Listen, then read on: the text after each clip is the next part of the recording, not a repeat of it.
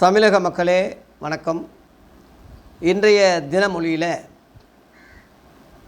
Cinema வெறியனா இருக்க வேண்டாம். Cinema வெறியனா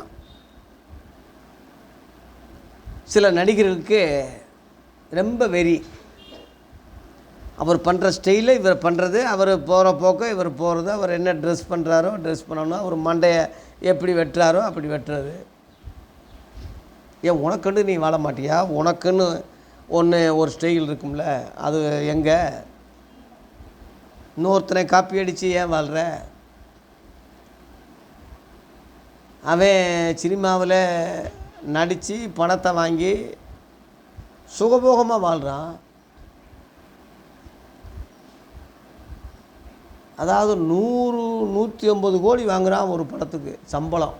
150 கோடி 200 கோடி தெரிஞ்சது. அதை வச்சு கோடிக்கணக்கான லட்சக்கணக்கான மில்லியனில் சம்பாதிக்கிறான் உலக நாடுகளில். சினிமா நடிகர்கள் முழுவதும் எவனும் யோக்கியம் கிடையாது. ஒரு சிலர் இருக்கலாம். மற்றபடி குடிக்கு அடிமையாக, விபச்சாரத்துக்கு அடிமையாக 2 மனைவி 3 மனைவி 4 மனைவி இல்லாமல், அல்லது அண்டர் கிரவுண்டில் விபச்சாரம் இல்லாமல், அல்லது தப்பான வழியில் போகாமல் இருக்க முடியாது. அது தொழில். எப்படி 10 பொம்பளைகளை அணைக்கும் போது எப்படி அவன் ஒழுக்க சீலனாக எப்படி இருக்க முடியும்? பெண்களை எப்படி ஒழுக்கமாக இருக்க விடுவாங்க? அட்ஜஸ்ட்மெண்ட் இல்லாமல் எந்த நடிகையும் முன்னேற முடியாது. சினிமா துறை அப்படியானது. அந்தரங்க வாழ்க்கை ரொம்ப கேவலமாக இருக்கும். அது புரியாமல் நீ அவனுக்கு கொடியை பிடிச்சிக்கிட்டு உன் பிள்ளைக்கு கொடுக்குற பாலை அவன் கட் அவுட்டில் ஊற்றுற நாயை. என்னடா உனக்கு அறிவு இருக்குது? உன் பிள்ளை பால் இல்லாமல் அழுதுகிட்டு இருக்கு. உன் பிள்ளைக்கு கொடுக்குற பாலை கட் அவுட்டில் போய் ஊற்றுற. என்ன பிரயோஜனம்? ஊற்றி என்ன ஆக போகுது? அந்த நடிகனாவது நல்லவனாக இருந்தால் இப்படிலாம் செய்யாதீங்கப்பா, உன் பிள்ளைகளை கவனிங்க, உன் குடும்பத்தை கவனிங்கன்னு சொல்கிறானா?